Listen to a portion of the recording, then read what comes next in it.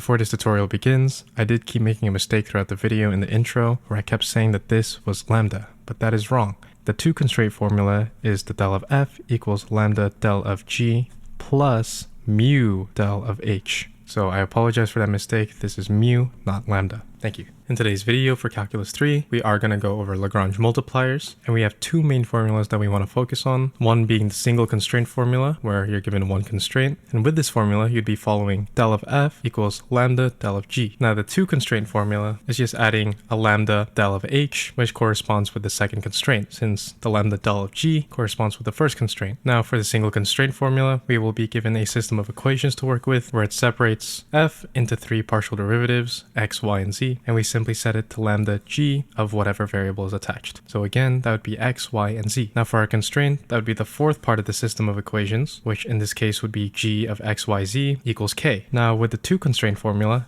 this g only corresponds with a g here, so we need one that corresponds with the h here. So all we do is add a fifth part to our system of equations, which is just h of x, y, z equals c, and this would be considered the second constraint. And so we will go over a problem with one constraint and a problem with two constraints. For our first problem, we are asked to find the maximum value of f of x of y equals xy with the constraint x squared plus y squared equals 8. Now remember, our equation for our Lagrange multiplier with one constraint is del of y equals lambda del of g. Now to figure out which one is our del of f and our del of g is going to be our constraint. Now, if you're ever having trouble finding the constraint, like let's say your equation doesn't say with constraint, it just gives you two of these equations, you immediately have to look for a constant. Now, does f of x of y equals xy have a constant? No. Does x squared plus y squared equals 8 have a constant? Yes, the 8 right here. So that will be our constraint. Now it's time to find the gradient of both our equation and our constraint. So for our equation f of x y equals xy, we simply just find the partial derivative with respect to x, which in this case would just be y, and our partial derivative with respect to y, which is simply x. Now the reason we're doing this is, if we recall, our gradient becomes a vector. So in this case, since we know with respect to x equals y,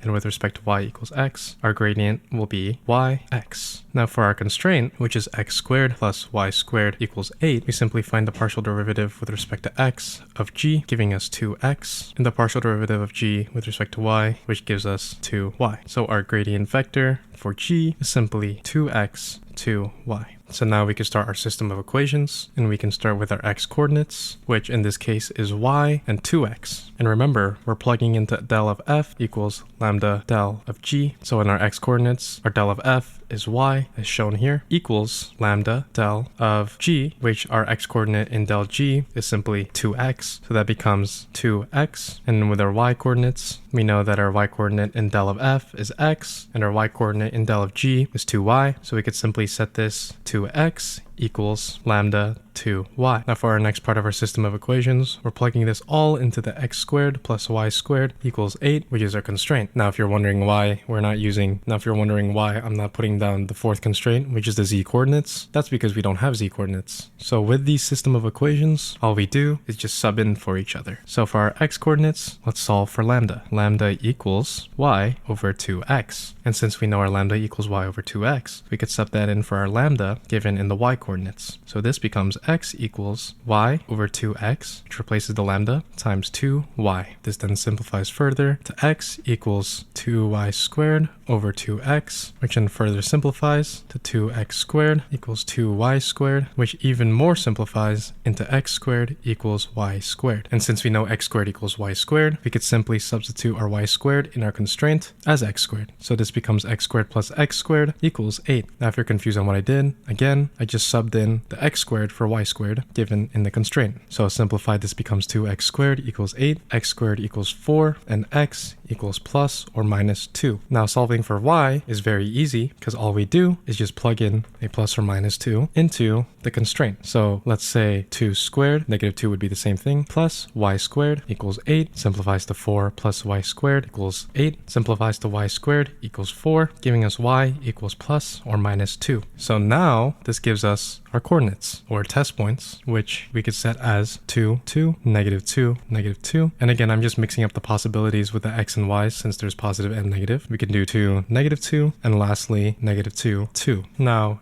If we test these points into the equation f of x of y equals x, y, then we set each of these points equal. Our 2, 2 would become 4. Our negative 2 would become 4. Our negative 2, 2 would become negative 4. And our 2, negative 2 would become negative 4. So this concludes that our maximum value is the biggest number, which, of course, out of all of these would be 4. So in conclusion, our maximum value is 4. And if we're asked the minimum value, we just look at the lower number, which is negative 4. So those could be our final answers. Now our second problem states to find the extrema of f of x of y of z, which equals x plus 2y plus 3z on the intersection of the plane x minus y plus z equals 1, and the cylinder x squared plus y squared equals 1. Now while I solve this equation, I want you to solve it first, and then I'll quickly run through how to do it. So remember, our formula for two constraints is del of f equals lambda del of g plus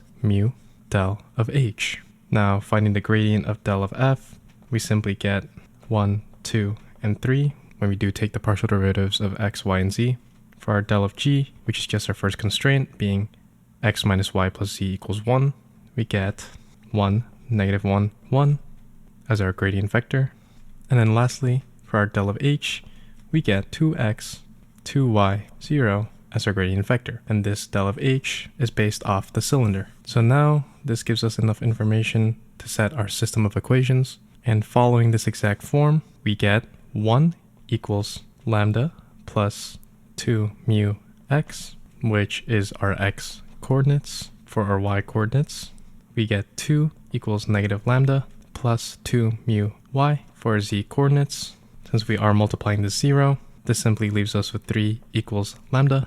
And then for our fourth and fifth part, it will simply be our constraints from the plane and the cylinder. Now, since our z coordinate tells us that lambda equals 3, we could simply just sub in every single lambda we have for 3, meaning that all we have to solve left for is our mu. So in this case, since lambda equals 3, 1 equals 3 plus 2 mu x, which then solves into x equals negative 1 over mu. And then same thing here, except we have a negative lambda, so it becomes 2 equals negative 3 plus 2 mu y, which equals y equals 5 over 2 mu. Now, if we want to solve for mu, we can simply put it into our cylinder constraint. Since our plane constraint has a z and we don't have that information, so it'll be simpler to use this constraint and plug in what we found for x and y. So this becomes negative 1 over mu squared plus 5 over 2 mu squared, which equals 1. And then we can simplify further into 1 over mu squared plus 25 over 4 mu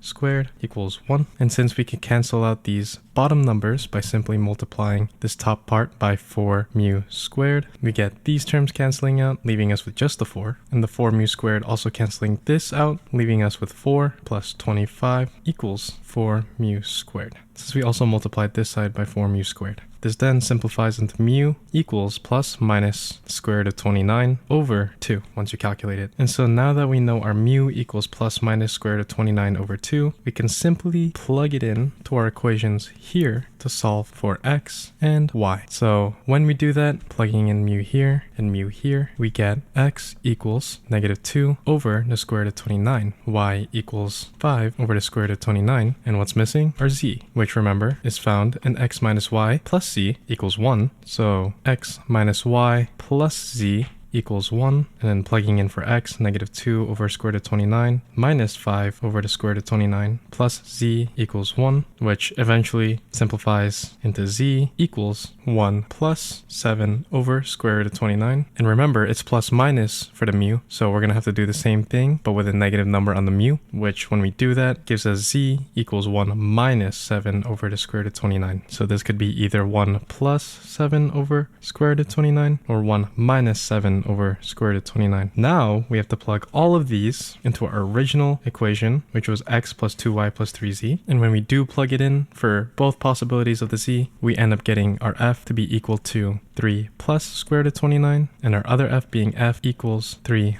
minus square root of 29, which the positive one / the higher number becomes our maximum, and our lower number becomes our minimum. So those are the constraints of this problem. Thank you guys for watching. Good luck on this exam.